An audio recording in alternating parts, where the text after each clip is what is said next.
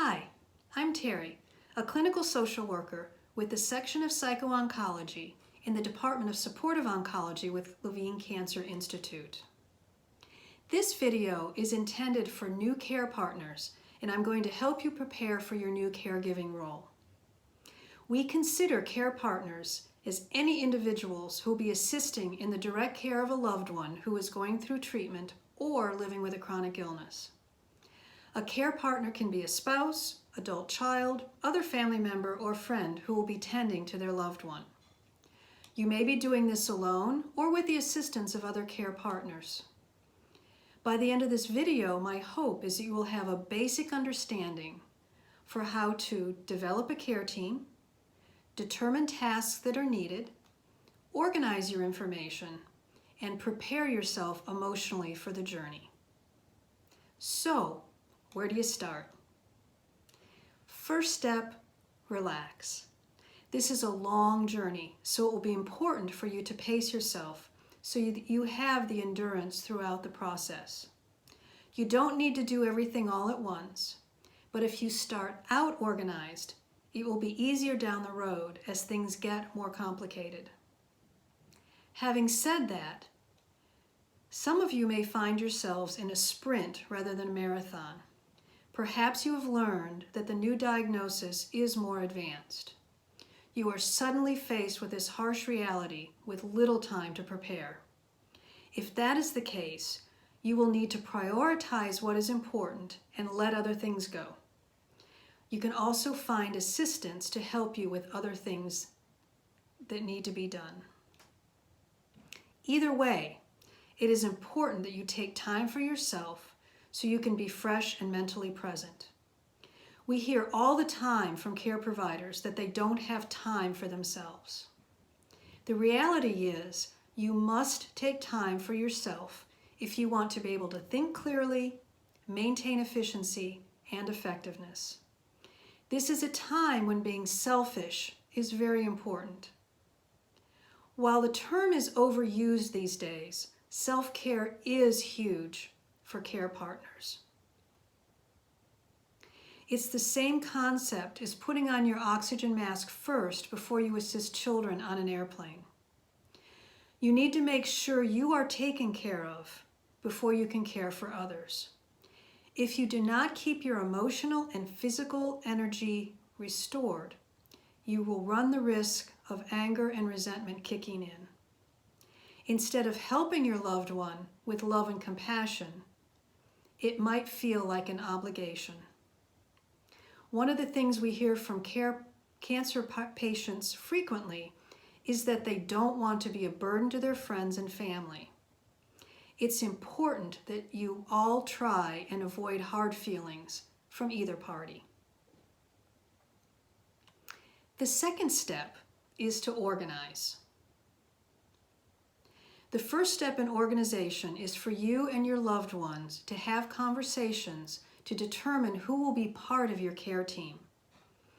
It is important that both of you are on the same page with who will provide assistance and what assistance will be provided. Will you be a solo care partner? Will friends or family be available? If you have other people to help, decide what task each person is able to provide. Some people are better at more intimate assistance like bathing. Others will do better with more concrete tasks like errands. It's important you feel comfortable with your care team, but it's equally important that your care team feels comfortable with their assigned tasks.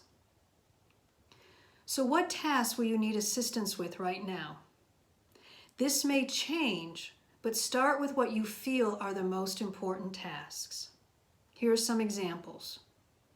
Errands or chores, meal preparation or grocery shopping, transportation to appointments, sitting with your loved one during appointments as another set of ears or as a note taker, or being available to the loved one while the care provider is unavailable. Writing updates on a social media site. Once you have your team outlined, Determine who will be able to talk with your medical team. Who will be your emergency contacts? Once you have those decisions made, notify your medical providers. Make sure that all appropriate parties are listed on the patient's HIPAA form and are able to have ongoing communication with the medical team. This information will be placed in the patient's medical record. As part of these initial conversations, it's also important to discuss who you will tell about the diagnosis and how you will tell them. Some people prefer to remain private and perhaps only share with a few close family or friends. Others are more comfortable sharing with a broader scope of people and may do so through email, Facebook, CaringBridge. Honor the wishes of the patient, but also have open discussions. Try to compromise if your wishes or needs differ. Some people feel more comfortable keeping it private and not sharing with other folks. Other folks find that it's really beneficial for them to talk to other people about this and have that support from other folks. If you have challenges in making decisions, ask to speak with your clinical social worker and they will help you work through these issues. We strongly recommend you get a planner or a notebook with pockets to help organize all the information you will accumulate through this process. So what do you put in the notebook? Medical team contact information. You're going to gather a whole bunch of business cards. You can either scan those or you can just put those in a folder. Make sure you have a calendar that you can list the appointments and keep track of them. There's a lot of them.